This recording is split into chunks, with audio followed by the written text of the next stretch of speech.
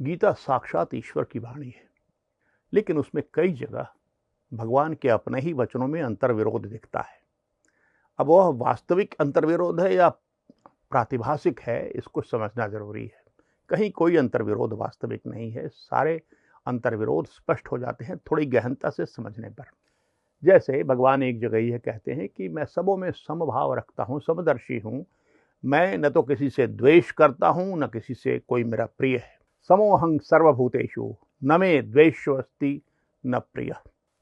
लेकिन फिर जब हम 12वें अध्याय में पहुंचते हैं तो भगवान एक के बाद एक कहते हैं कि फला व्यक्ति मुझे प्रिय है, फला व्यक्ति मुझे प्रिय है, जो ऐसे गुणों से संपन्न है वह मुझे प्रिय है।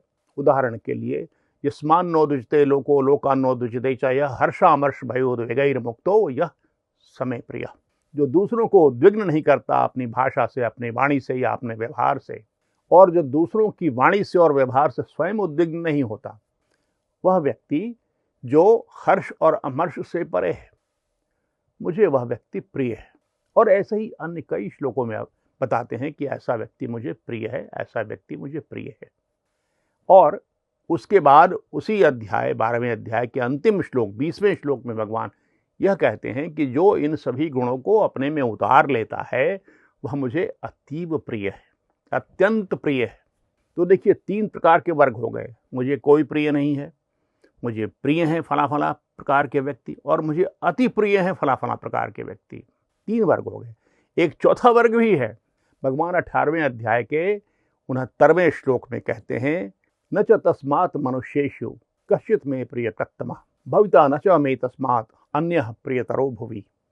न तो उस व्यक्ति की तरह, ऐसा व्यक्ति जो भगवत गीता की वाणी का, उसके विचारों का, उसके मोक्ष विद्या का प्रचार करता है, ऐसे व्यक्ति की तरह न तो उनका कोई दुनिया में प्रिय है और न भविष्य में कभी प्रिय होगा।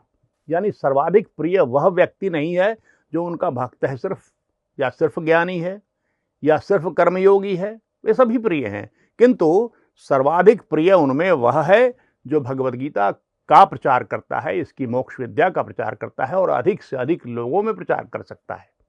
तो अब ये चौथा वर्ग हो गया। कोई प्रिय नहीं है, फला प्रिय है, फला अत्यंत प्रिय है, और फला ऐसा प्रिय है कि उसके बराबर प्रिय मेरा कभी कोई नहीं हुआ न होगा।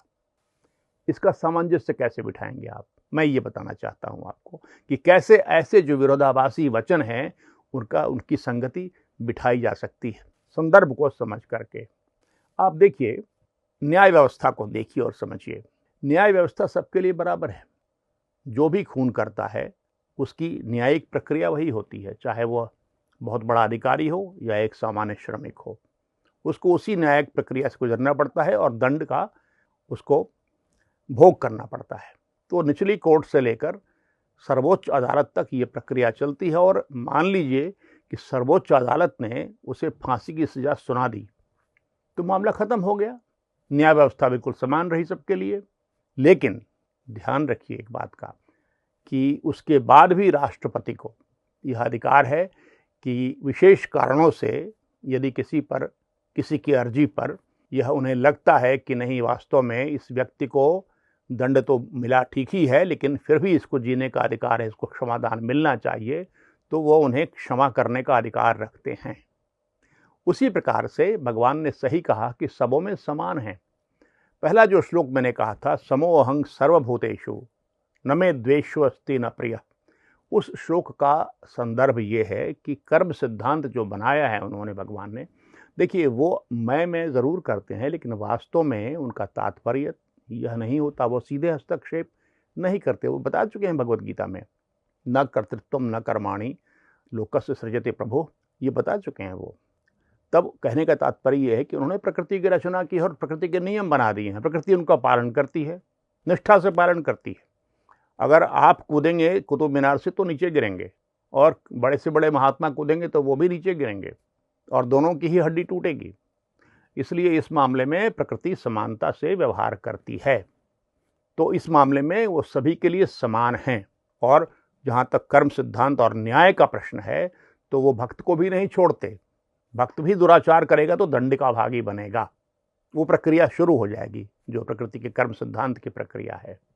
लेकिन जब कोई व्यक्ति दैवी संपत्ति अर्जित कर लेता है, दैवी गुण विकसित कर लेता है।